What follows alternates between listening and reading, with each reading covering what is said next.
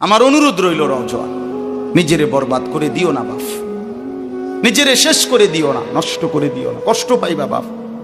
একদিন কবরে তোমার 14 গোষ্ঠীর কেউ থাকবে না, একদিন হাসরের ময়দানে তোমার পাশে কেউ থাকবে না, তুমি শুধুই একা। আল্লাহ তাআলা বলছেন, বান্দা আমি এত বড় কোরআন নাজিল করলাম, তারপরে আর কি বললে তুমি ঈমান আনবে? আর কেমনে বলতাম আমি? নবীজি জিজ্ঞেস করবে, খোদার কসম নবী জিজ্ঞেস করবে, উম্মত 23টা বছর আমি দিন রাত কাঁদছি রে উম্মত, তুই জানোস না উম্মত আমি তোর জন্য কি পরিমাণ কাঁদছিলাম। সারাটা রাত আমি কেঁদেছি, তায়েফের পাথরের আঘাতে আমার পিঠ ছিদ্র ছিদ্র করে ফেলছে, আমি ক্ষুধার কষ্টে পেটে পাথর ভাঙছি, আমার ঘরের চুলায় আগুন জ্বলে নাই, আমি দান শহীদ করে সারাটা দেহ রক্ত মাখা হয়ে বেহুশ হয়ে উহুদের প্রান্তরে পড়েছিলাম, এত কাঁদলাম, এত রক্ত ঝরাইলাম, 23 বছরের বিনিময়ে উম্মত আমি বুঝি তোর কলজাটা নরম করতে পারলাম না। কি বলবেন ভাইয়া? এই ছেলেরা বাপ কি বলবা তোমরা? বলো দোস্ত। আল্লাহ আমাদেরকে বুঝ দান করে। আমরা অনেক আসছো মাশাআল্লাহ, আল্লাহ তোমাদেরকে উত্তম বিনিময় দান করে।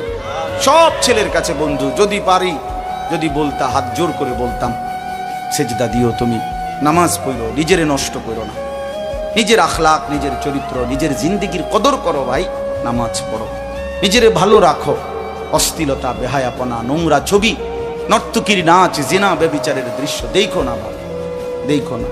একটা নারী দরকার, মনের মধ্যে নারীর প্রতি আকর্ষণ, সেটা আল্লাহ তাআলা পূরণের ব্যবস্থা রাখছেন ভাই। বিবাহের হালাল ব্যবস্থা আল্লাহ রাখছেন, মানুষের প্রত্যেক চাহিদা পূরণের জন্য যিনি চাহিদা দিয়েছেন তিনি পূরণেরও ব্যবস্থা রাখছেন, ঠিক কি না বলেন? ক্ষুধার চাহিদা আল্লাহ দিছেন, তো আল্লাহ তাআলা রিজিকও তো দিছেন।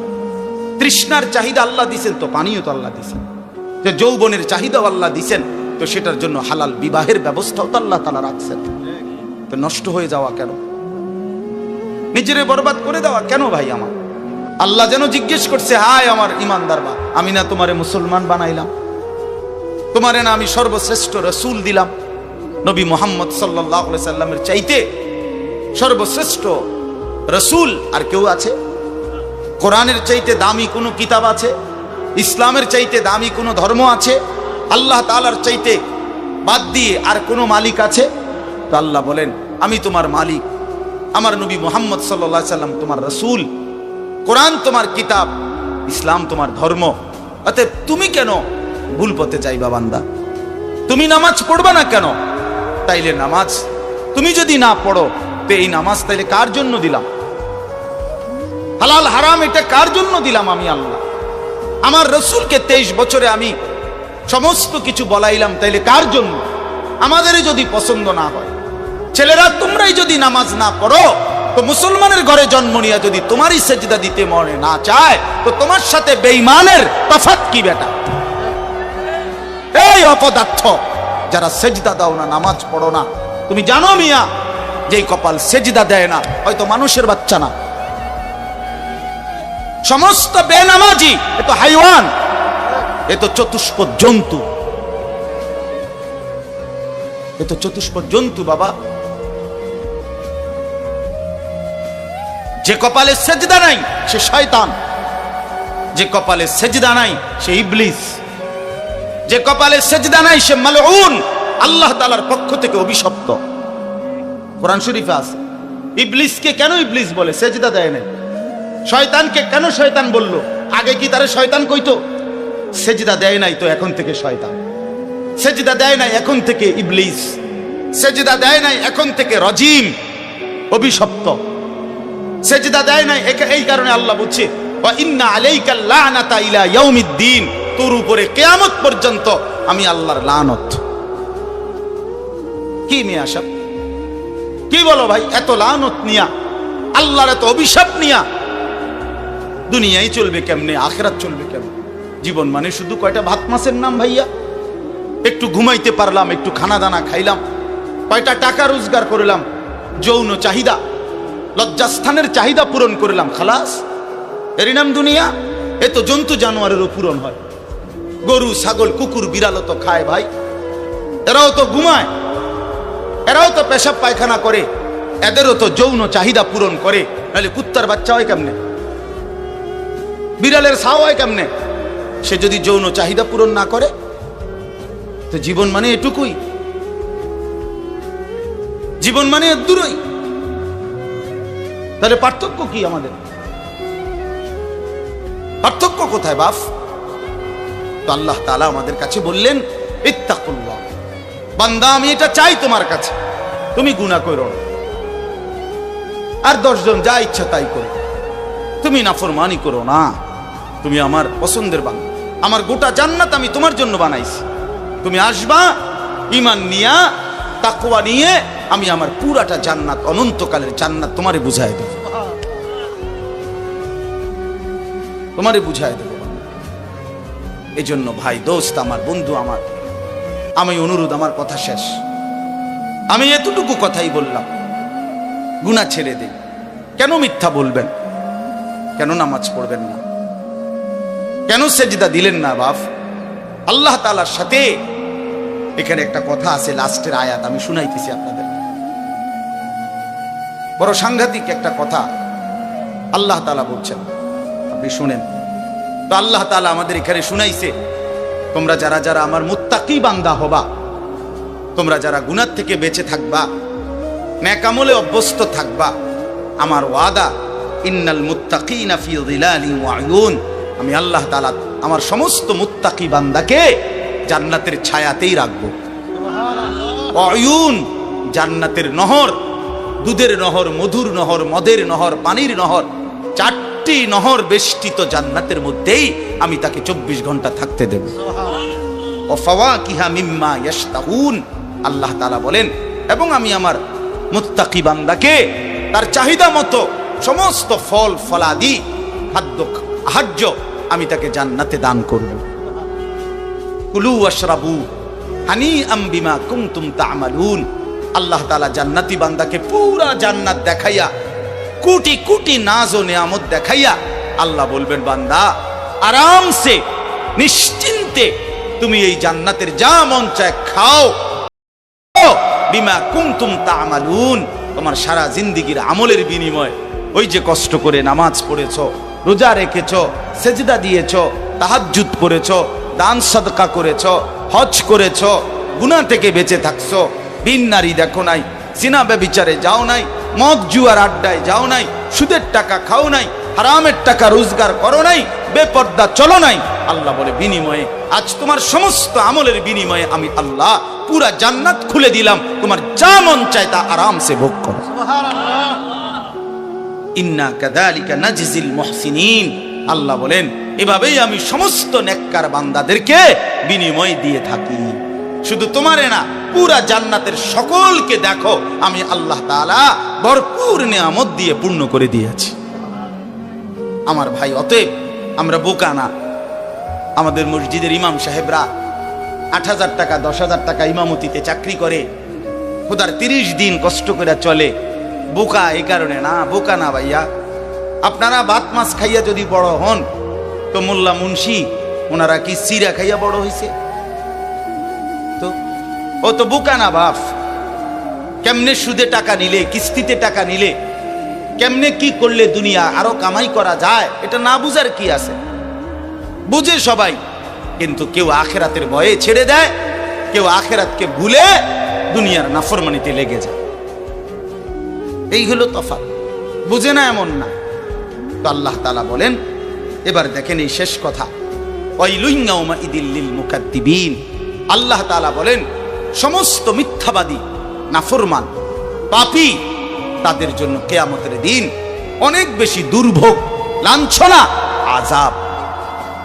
এই কথাইটা একটা জিনিস খেয়াল করে, ওয়াইলুন ইয়াউমাইদিল লিল মুকাদ্দিবিন, আল্লাহ তাআলা বলেন মিথ্যাবাদীরা, ও আমার নাফরমান বান্দারা, ইয়াউমাইদিন, সেদিন কিয়ামতে তোমাদের জন্য খুব বেশি লাঞ্ছনা, আযাব অপেক্ষা করছে। এই কথাইটা এই সূরাটার মধ্যে মোট 50টা আয়াত।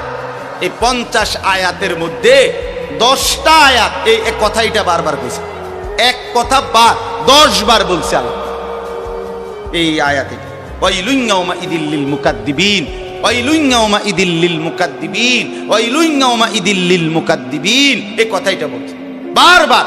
মিথ্যাবাদী নাফরমান, তোমাদের জন্য সেদিন দুর্ভোগ, দুর্ভোগ, দুর্ভোগ, দুর্ভোগ, লাঞ্ছনা, আযাব, আযাব। এখন দেখেন এইবার এই একটা সাংঘাতিক কথা শুনে আল্লাহ বলেন, কুলু ওয়া তামাত্তাউ কালিলান ইন্নাকুম মুজরিমুন। এই যে আমরা দুনিয়াতে ইমানদার নাফরমান নেককার পাপী সবাই খায়, দুনিয়া সবাই ভোগ করে না? কি বলেন না? ডাকলেও দুনিয়া খাইতেছে, না ডাকলেও দুনিয়া খাইতেছে। কাফের, বেঈমান, হিন্দু, বৌদ্ধ, নাস্তিক, মুরতাদ, বেনামাজি, বেহায়া, বেপর্দা, সুদখোর, ঘুষখোর, হারামখোর, জিনাখোর, বেবিচারী, মদখোর, নেশাখোর, গাঁজাখোর, ফুট্টাখোর, বাবাখোর, ডাইলখোর, ইয়াবাখোর, হারামখোর, সব বেঈমান খাইতেছে কিনা দুনিয়া? তো আল্লাহ তাআলা বলে, কুলু ওয়া তামাত্তাউ কালিলান, এই নাফরমান কিছু সময়ের জন্য দুনিয়ার মধ্যে খা, ভোগ কর, ইমন, কিন্তু মনে রাখিস তুই কিন্তু নাফরমান, তুই কিন্তু পাপী, আমি কিন্তু তোরে ছাড়বো না। কবরের প্রথম রাত থেকে হাসরের ময়দানে আমি দেখবি তুই বান্দা আমি কত কঠিন, কত কঠোর, তোরে আমি দেখাবো। ভাত খাইতে লইছে খাও, ভাত খাইতে লইছো খাও বান্দা, এখানে আটকামু না, এখানে আমি জানোয়াররাও আটকাই না, আমি জন্তু জানোয়াররাও খাইতে দেই, তোরে দিতাম না কেন বেটা, খা বেটা। কিন্তু ইন্নাকুম মুজরিমুন, মনে রাখো 7টা বাজে নাস্তা করতে বসছো, আল্লাহ যেন ডাক দিয়ে বলে, বেঈমান খা, ঠিক আছে নাস্তা, কিন্তু মনে রাখিস ফজরের নামাজ পড়স নাই, আমি হিসাব রাখছি। রাত 10টা বাজে খাইতে বসছো বেঈমান, ঠিক আছে খা, কিন্তু মনে রাখিস এশার নামাজ পড়ো নাই।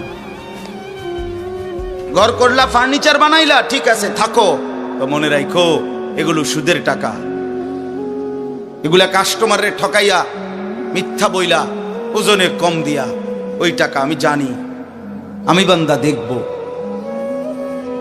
ওয়াইলুন ইয়াউমাইদিল লিল মুকাদ্দিবিন, আবার বলতেছে আল্লাহ, মিথ্যাবাদী নাফরমান তোমাদের জন্য বড় বেশি দুর্ভোগ, লাঞ্ছনা, আযাব তোমাদের জন্য, আযাব। এই জন্য আল্লাহ তাআলা বলছেন।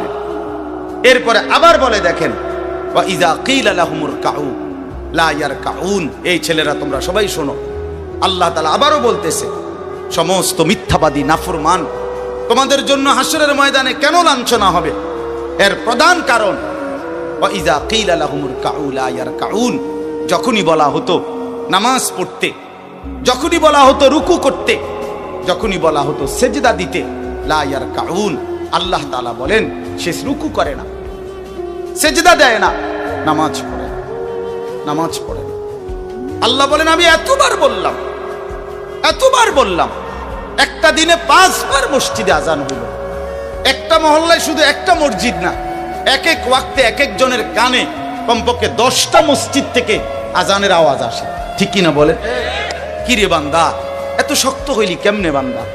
আমার এত বড় আসমান জমিন দিয়া, এত বড় কায়নাত দিয়ে বান্দা আমি তোকে লালন পালন করলাম, বিনিময়ে তুমি একটা সেজদাও দিলা না। 365 দিনে খোদার একটা বছর কোনো দিন ফজরের নামাজ পড়লা না। এ কেমন জিন্দিগি বাপ? এত এত কঠিন মানুষ কেমনে হয়?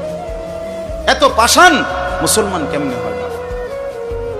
বলে আল্লাহ তাআলা বলেন, ওয়া ইযা কিলা লাহুমুর কাউ লা ইয়ারকাউন, নাফরমান মনে রাখিস বারবার তোকে নামাজের কথা বলা হয়েছিল, তুমি পড়ো নাই, আমি কিন্তু ছাড়বো না। খাইতে দিছি, খাইতে দিছি, খাইতে আমি কাফেরও দেই, দুনিয়া তো আমি বেঈমানকেও দেই, দুনিয়া আমি কুকুর বিড়ালকেও দেই, দুনিয়া তো আমি শুকরকেও খাইতে দেই। আমরা এক মানুষ যা খাই, জন্তু জানোয়ার তার চাইতে বেশি দুনিয়া খায়, ঠিক না? হ্যাঁ, বইয়ে আছে, গবেষকদের কথা হলো একটা হাতি একদিনে 250 কেজি খাবার খায়, 90 লিটার পানি পান করে। আপনি পারবেন? একটা তিমি এক বেলা 200 শক্ত সামর্থ্য যুবক এক বেলা যা খায় সেই সমপরিমাণ একটা তিমি এক বেলা তা খায়। তো দুনিয়া তারা বেশি ভোগ করে না? কথা বলেন। তাহলে ভাইয়া দুনিয়া খুব বেশি আমরা ভোগ করি না। ওয়াইলুন ইয়াউমাইদিল লিল মুকাদ্দিবিন, আল্লাহ বলে বান্দা নামাজ পড়লা না, ঠিক আছে, আবারও বললাম, ওয়াইলুন ইয়াউমাইযিল লিল মুকাদ্দিবিন, সমস্ত মিথ্যাবাদী নাফরমান পাপী মনে রেখো, সেদিন তোমাদের জন্য আযাব হবে। এই শেষ কথা হলো ফাবিআইয়ি হাদিসিন বা'দাহু ইউমিনুন। আল্লাহ তাআলা বলেন, এই শেষ কথাটা আবার আমার মনোযোগ দিয়ে শুনেন, ফাবিআইয়ি হাদিসিন বা'দাহু ইউমিনুন। আমার ভাই, আল্লাহ তাআলা একটা আশ্চর্য কথা বলছে এখানে।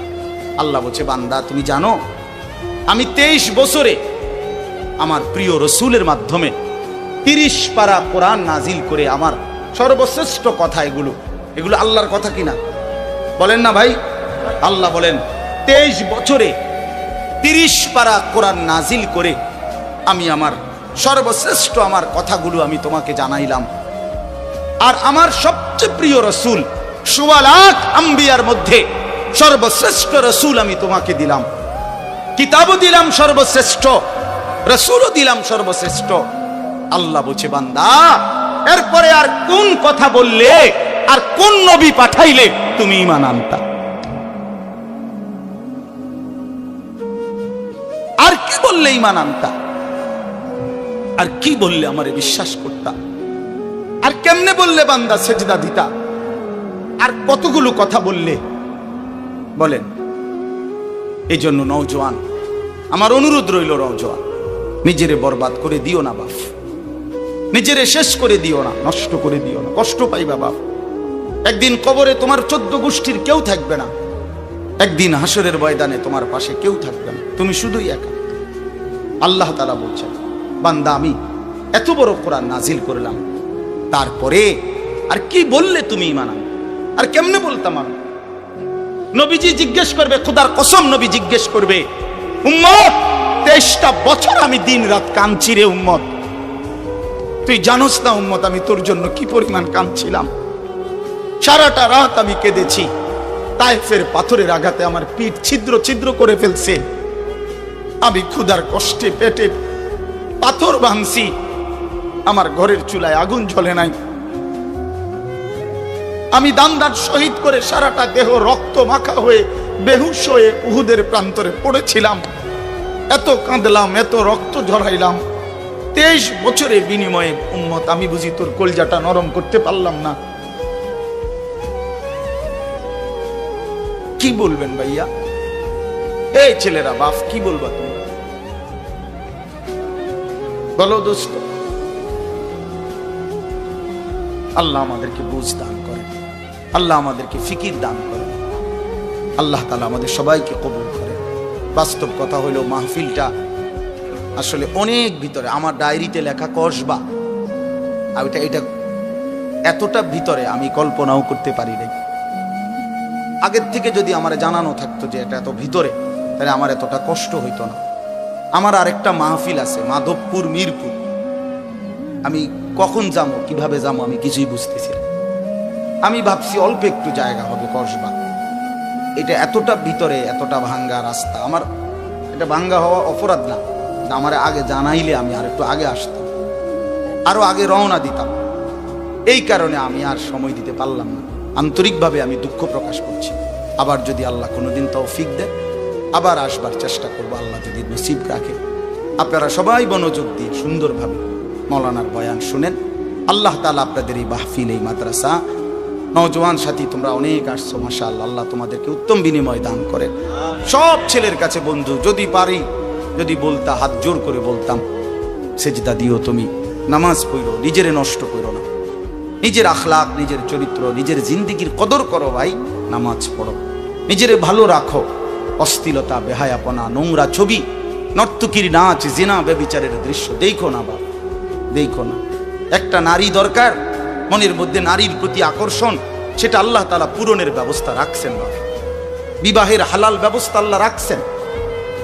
মানুষের প্রত্যেক চাহিদা পূরণের জন্য যিনি চাহিদা দিয়েছেন তিনি পূরণেরও ব্যবস্থা রাখছেন, ঠিক কিনা বলেন? ক্ষুধার চাহিদা আল্লাহ দিছেন, তো আল্লাহ তাআলা রিজিকও তো দিছেন। তৃষ্ণার চাহিদা আল্লাহ দিছেন, তো পানিও তো আল্লাহ দিছেন। যৌবনের চাহিদাও আল্লাহ দিছেন, তো সেটার জন্য হালাল বিবাহের ব্যবস্থাও তো আল্লাহ তাআলা রাখছেন। তো নষ্ট হয়ে যাওয়া কেন? নিজেরে বরবাদ করে দেওয়া কেন ভাই? আমার দয়া করে প্রত্যেকে ইনশাআল্লাহ আখলাকের হেফাজত করি এবং 5 ওয়াক্ত নামাজ পড়তে চেষ্টা করি। আল্লাহ আমাদেরকে তৌফিক দেন, কবুল করেন।